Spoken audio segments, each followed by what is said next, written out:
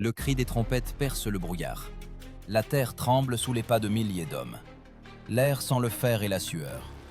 Devant un mur de boucliers brillants se tient une fine ligne de soldats, chacun tenant une étrange lance à la main. Elle semble maladroite, trop longue, avec une tige de fer étroite et une pointe lourde.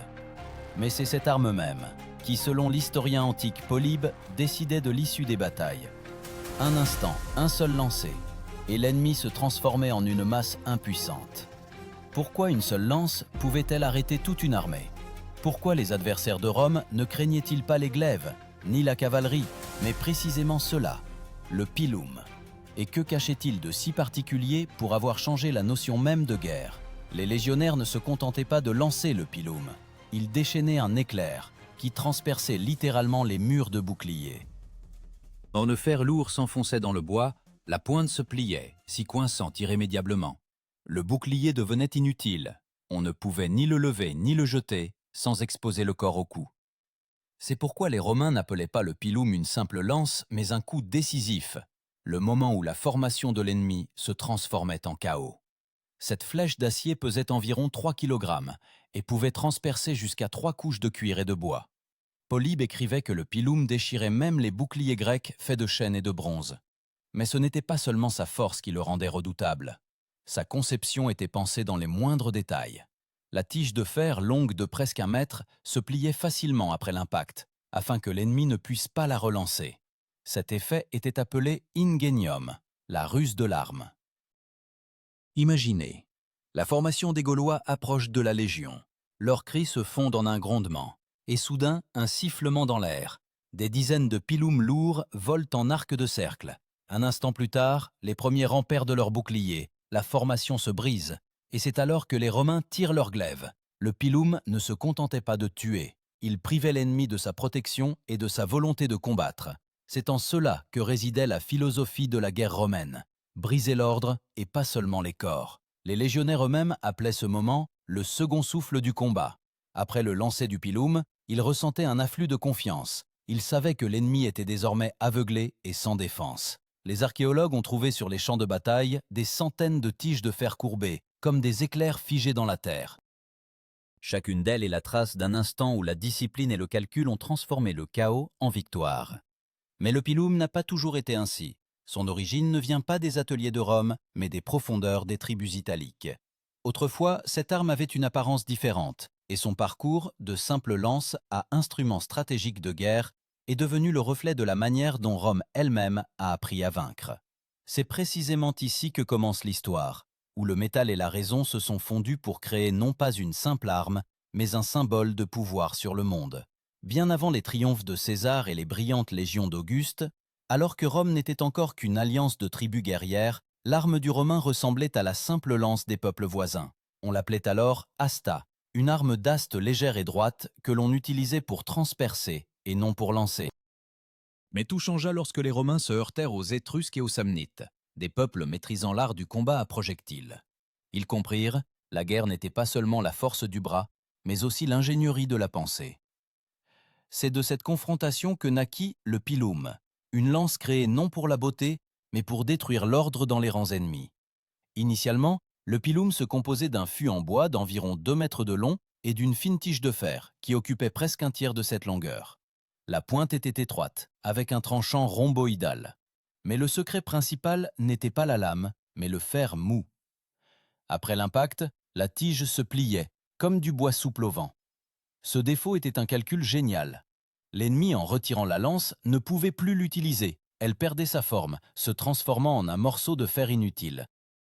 C'est en cela que résidait la logique de la guerre romaine. Ne pas donner à l'adversaire la possibilité de riposter avec la même arme. Cette combinaison de dureté et de flexibilité était appelée ferrum molle, le métal mou. Les archéologues modernes ont trouvé des pilums où la tige était délibérément fabriquée à partir de 2 types de fer, dur à la base et mou à la pointe. C'était le travail non pas d'artisans, mais d'ingénieurs en uniforme militaire. Chaque détail avait son sens. La longueur, l'angle, même le poids de l'équilibre entre l'acier et le bois. Le centurion romain veillait à ce que les lances soient identiques, sinon la formation de lancer était perturbée. Pour les légionnaires, ce n'était pas seulement de la discipline, c'était la mathématique de la mort. Le lancer du pilum lui-même exigeait de la précision. On ne pouvait pas le lancer comme une simple lance, le fût était trop lourd, l'équilibre trop délicat. Les légionnaires s'entraînaient pendant des années pour que le pilum vole selon un arc parfait et s'enfonce sous le bon angle. Cette compétence était appelée ars iacendi, l'art du lancer. Chaque soldat devait lancer sa lance de manière synchronisée, sur l'ordre du centurion. Quand toute la cohorte lançait les pilums simultanément, une pluie de fer semblait naître au-dessus du champ de bataille. Polybe écrivait que ce moment était décisif. L'ennemi perdait l'équilibre avant même que les épées ne se touchent. Les fouilles archéologiques à Télamon et Numance révèlent des centaines de pilums coincés dans les os et les boucliers. Le métal est tordu, les pointes sont aplaties, témoin muet d'une précision d'ingénierie et d'un calcul impitoyable. Un seul lancer, et la formation des Gaulois se dispersait, comme si un coup de foudre avait transpercé leurs lignes. Non pas parce que le pilum transperçait les corps, mais parce qu'il brisait la structure même du combat. Les Romains savaient, la bataille se gagne non pas par les muscles, mais par l'ordre. Et le pilum était l'instrument qui transformait en chaos toute organisation de l'ennemi.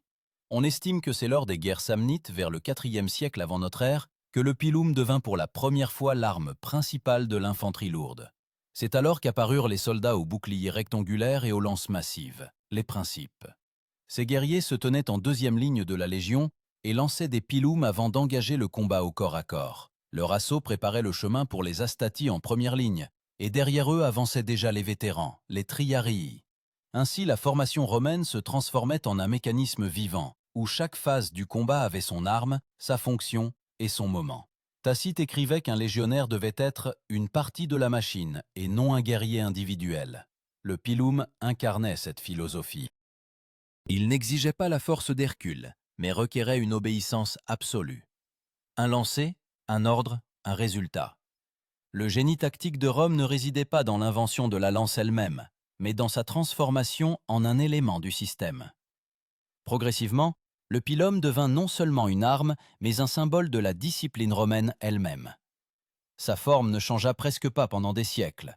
On ne fit qu'alourdir la pointe, améliorer l'équilibre, ajouter des inserts en plomb pour augmenter la force de pénétration. À l'époque de la République tardive, le pilum pesait déjà environ 4 kg et pouvait transpercer non seulement un bouclier, mais aussi une cuirasse. César écrivait que c'était précisément le lancer des pilums qui déterminait le succès des légions contre les Gaulois, car l'ennemi perdait sa formation avant même le combat. Mais il y avait un secret dont on parle rarement. Le pilum, comme Rome elle-même, n'était pas né de victoire, mais de défaite. Sa forme et ses fonctions sont le résultat d'erreurs qui coûtèrent aux Romains des armées entières. Pour comprendre pourquoi cette arme devint parfaite, il faut revenir à l'instant où les légions se heurtèrent pour la première fois à un ennemi contre lequel une lance ordinaire s'avéra inutile.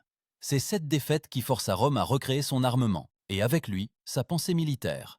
Le IIIe siècle avant notre ère, le sud de l'Italie est en proie à la guerre. Un homme que les anciens appelaient l'aigle d'Épire, Pyrrhus, envahit la péninsule.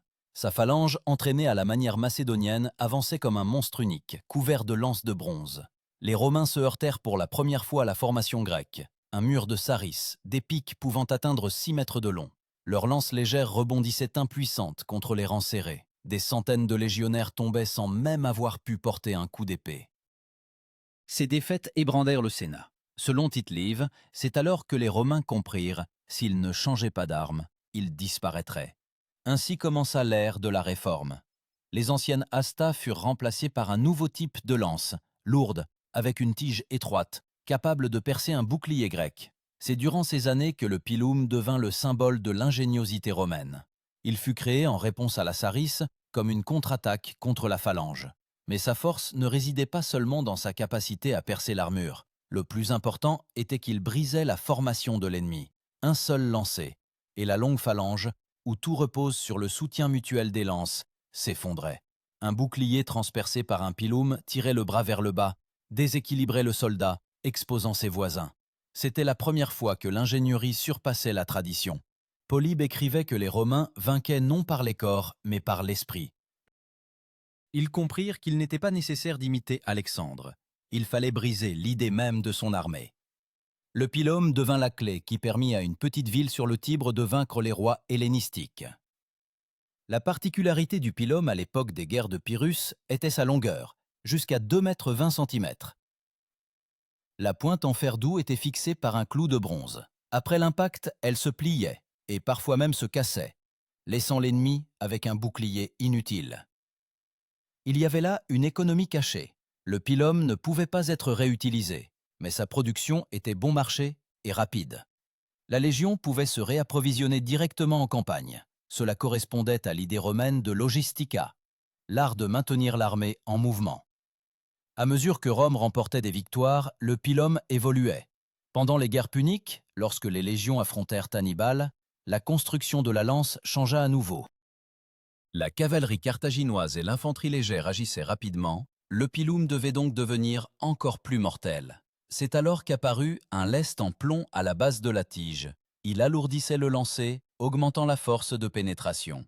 Un tel pilum pesait jusqu'à 4,5 kg. Il était lancé à une distance d'environ 20 mètres et l'impact était si puissant que la pointe pouvait traverser non seulement un bouclier, mais aussi 2 corps à la suite. Des expériences archéologiques modernes menées par des chercheurs d'Oxford ont montré que lancé à un angle de 30 degrés, un pilum est capable de percer une planche de pin de 5 cm d'épaisseur et d'y rester courbé. Cette physique de la destruction est réfléchie, non accidentelle. Même la forme de la pointe fonctionnait comme un coin, déchirant les fibres du bois. Ainsi, l'arme devenait une extension de la pensée, et pas seulement de la main.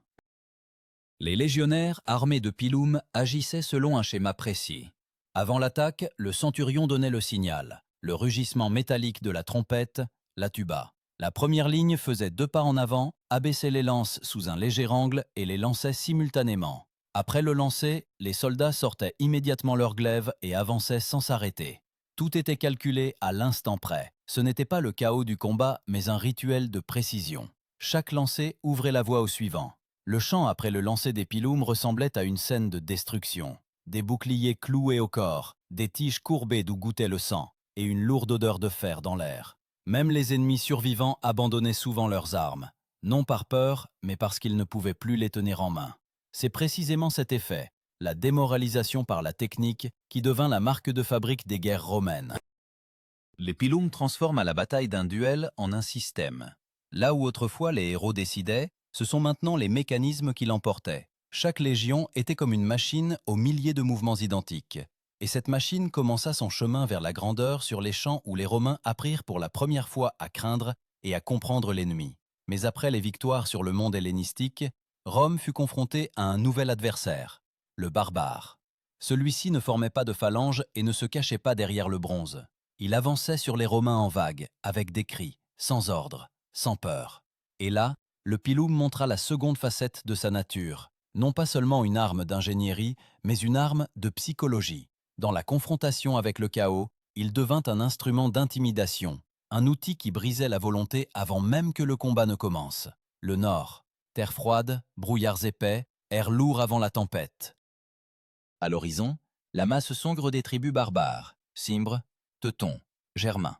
Ils ne connaissent pas la formation, ne portent pas d'armure, crient à enrouer, font claquer leurs boucliers. Dans les yeux des légionnaires, non la peur, mais la concentration. Devant eux, ni phalange ni cavalerie, mais une avalanche. Et tout se décide au moment où le centurion lève la main et qu'un ordre court et rauque retentit. Dans l'air naît ce que les ennemis appelaient la pluie de fer. Des dizaines de milliers de pilums s'élancent vers le ciel et tombent, comme si le destin lui-même les avait lancés. Les barbares brisent leur formation avant même l'affrontement, et la terre se remplit du cliquetis du métal, de cris et du fracas des boucliers. À cet instant se manifeste non seulement la force de l'arme, mais la force de l'ordre romain. Le mot même légion, déléguéré, rassemblé. Et le pilum, sa première note, le signal du début de la destruction mécanique, du chaos. Chaque soldat sait qu'après le lancer, c'est un pas en avant, sans un instant de pause. Cet entraînement est devenu un automatisme. Plutarque écrivait que c'est précisément lors des affrontements avec les Germains que les Romains perfectionnèrent l'art du lancer du pilum. Aucune formation au monde ne pouvait résister simultanément au choc du métal et au rythme de la discipline. Le principal artisan de cette transformation fut l'homme qui changea le destin de l'armée romaine, Caius Marius. Ces réformes de la fin du IIe siècle avant notre ère firent de la Légion une machine de guerre universelle. Il abolit le sens foncier, permettant aux citoyens les plus pauvres de servir, et augmenta ainsi considérablement l'armée. Mais il modifia également l'armement. Désormais, chaque soldat possédait 2 pilums, un léger et un lourd. Le lourd était lancé en premier pour percer le bouclier, le léger ensuite pour achever et briser la formation. Tous deux étaient dotés d'un mécanisme de fixation particulier pour la pointe. Une cheville en bois remplaça celle en fer, afin que la pointe se brise à l'impact, privant l'ennemi de la possibilité de renvoyer l'arme. Cette solution, simple et géniale, devint la quintessence de la réforme de Marius. Briser l'adversaire non seulement physiquement, mais aussi intellectuellement. Les archéologues ont trouvé des pilums datant de l'époque de Marius en Gaule et en Espagne. Certains avaient des tiges alourdies avec des noyaux de plomb soudés, pour une force cinétique supplémentaire. Le poids atteignait 5 kg.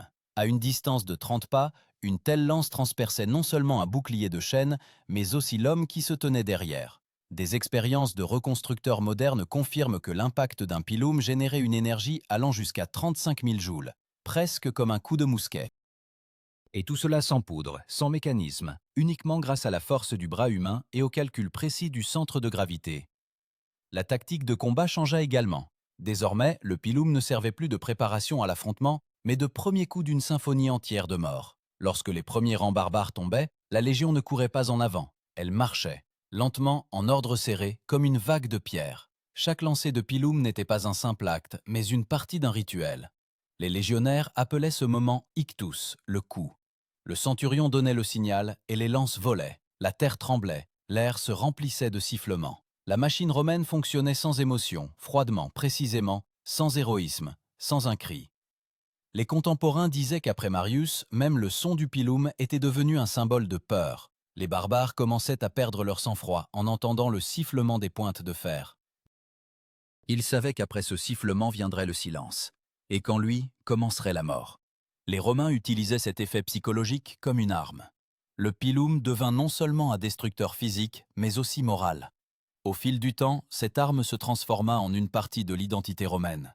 Les vétérans conservaient les pointes des pilums comme des amulettes. Dans les inscriptions sur les stèles funéraires des légionnaires, les archéologues trouvent des expressions telles que Iaculator fortis, le lanceur puissant.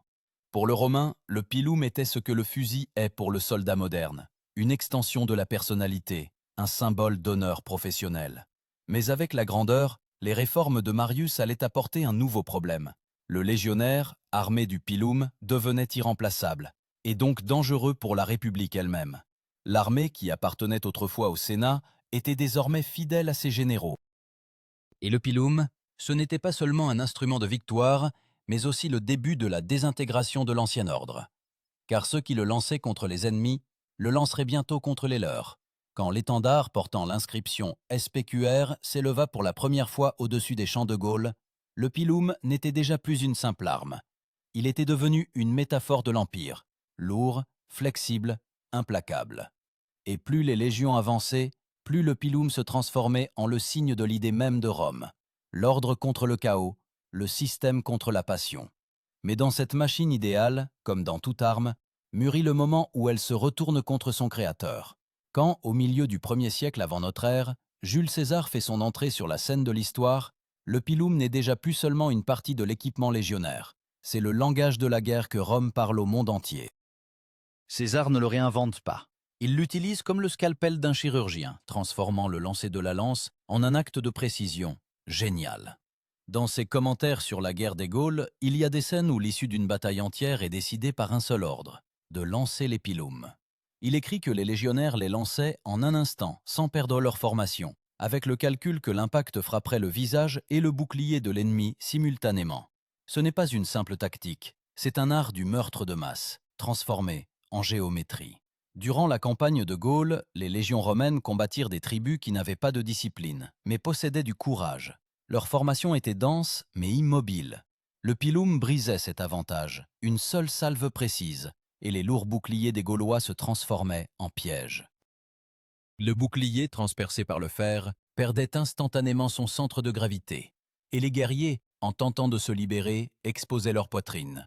César remarque que les premiers rangs périssaient non par les épées, mais par le désespoir. En cela réside toute la philosophie de la guerre romaine. Le pilum ne laissait aucun choix à l'ennemi. Durant ces années-là, l'arme subit une nouvelle modification. Pour faciliter la logistique, le pilum fut rendu démontable. La pointe était fixée au fût à l'aide d'une douille maintenue par une goupille. Cela permettait de transporter les lances en pièces détachées et de les assembler juste avant la bataille. Un tel système fut appelé pilum duplex, le pilum double. Le soldat pouvait désormais remplacer la tige courbée sans forgeron. Rome transforma même l'arme en une forme de gestion du temps. Tout devait fonctionner sans interruption, comme l'Empire lui-même. Le poids d'un pilum standard de l'époque de César était d'environ 4 kg, sa longueur d'un peu plus de 2 mètres. La distance de lancer, 25 pas, mais les guerriers expérimentés pouvaient le lancer à 30. La pointe avait l'épaisseur d'un doigt et se terminait par un tranchant conçu pour percer non seulement le bouclier, mais aussi l'armure de cotte de maille. Le métal à la base était plus dense afin de conférer à l'arme le moment d'inertie nécessaire. Les archéologues ont trouvé à Alésia des dizaines de pilums, fichés dans les murs des fortifications, traces des assauts nocturnes, lorsque les légions sous le commandement de César encerclèrent Vercingétorix. La scène d'Alésia, le sommet du théâtre d'ingénierie de la guerre. Quand les Gaulois tentèrent une percée, César ordonna aux légionnaires de lancer les pilums non pas en avant, mais vers le haut, afin qu'ils tombent sur la tête des adversaires sous un certain angle. Cette décision sauva la formation. L'impact d'en haut brisait les boucliers, et le fer mou des pointes restait fiché dans le bois, rendant la protection inutile. Après cette manœuvre, César utilisa pour la première fois le double lancer. Il ordonna aux rangs arrière de lancer une seconde salve par-dessus les premiers. Toute la vallée se transforma en une pluie métallique, et c'est alors que l'armée gauloise vacilla. Polybe écrivait que les Romains ne combattent pas pour la gloire, mais pour que l'ordre l'emporte. Cette phrase semble avoir été écrite à propos du pilum. Chaque lancer était un acte de rationalité contre le chaos. Le légionnaire ne choisissait pas sa cible. Il faisait partie d'un système global où chaque angle, chaque distance était calculée. Les historiens militaires modernes appellent ce principe la synchronisation contrôlée, une forme ancienne de combat en réseau. Quand des milliers de pilums volent simultanément, l'ennemi ne voit pas des guerriers individuels, il voit un mur de mort. Après la conquête de la Gaule, le pilum devint le symbole non seulement de l'armée, mais aussi du pouvoir. César récompensait personnellement les légionnaires qui avaient lancé leurs lances les premiers. Pour lui, c'était un signe d'initiative, l'instant où l'homme et la machine coïncident. Les Romains gravaient même des images de pilums sur les monnaies, comme un rappel que la force de l'Empire commence par un coup de lancer. Cependant, le temps passait. L'armée, habituée aux victoires faciles, commença à changer. Sous Auguste, le pilum devint plus court, plus léger. Il était désormais plus important de maintenir la formation que de percer. Le centurion veillait à ce que chaque légionnaire sache lancer la lance d'une seule main, sans perdre le contrôle de son bouclier. Le combat n'était plus une tempête, mais une procession de précision. L'Empire ne combattait plus pour sa survie, il combattait pour l'ordre. Mais plus cet ordre se consolidait, plus les fissures y apparaissaient. Le métal, créé pour se plier, devint le symbole de la flexibilité de l'Empire et de sa vulnérabilité. Le pilum, instrument de destruction, se transforma alors en miroir de Rome, car tout ce qui se plie finit par se briser. Et ce jour était proche où le fût, lancé par la main d'un Romain, s'abattrait non pas sur un barbare, mais sur un autre Romain. Le début de la fin de l'Empire fut silencieux, presque imperceptible, comme une fissure dans le bronze que seul le forgeron voit. À la fin de l'Antiquité, quand Rome fut affaiblie par les guerres internes et la décomposition de la discipline, le pilum disparut progressivement de l'arsenal. Non pas qu'il soit devenu moins bon, mais parce que le monde avait changé. Les barbares n'avançaient plus en rang serré, ils attaquaient par vagues, furtivement, soudainement. L'Empire avait besoin d'armes de mêlée, et non de géométrie de lancer. Et pourtant, lorsque les archéologues trouvent dans les couches du IVe siècle des tiges de fer courbées, on peut y lire toute une époque. Comment l'homme a un jour maîtrisé le chaos et créé l'ordre à partir du métal. Désormais, le pilum était devenu un symbole de la puissance passée, un objet presque rituel. Sur les stèles romaines de cette époque, il était représenté non pas comme une arme, mais comme un signe d'appartenance au passé. Les soldats de l'armée romaine d'Orient, qui parlaient déjà grec, continuaient d'appeler la lance du mot pilon, bien qu'ils utilisassent des modèles complètement différents. Ainsi, la langue conservait la mémoire quand l'acier lui-même se taisait. Tacite écrivait que « les empires ne périssent pas par les épées, mais par la perte du sens de l'arme ». C'est précisément ce qui arriva. Le pilum cessa de faire partie du système pour lequel il avait été créé. Mais même dans sa disparition, il laissa une trace. La conception du pilum romain devint le prototype des javelots et lances médiévaux, et le principe du métal mou à la pointe l'ancêtre direct des solutions d'ingénierie appliquées même dans l'armement moderne. L'idée de briser la défense, non par la force mais par la ruse, devint le fondement de la pensée militaire. En ce sens, le pil-homme n'est pas mort.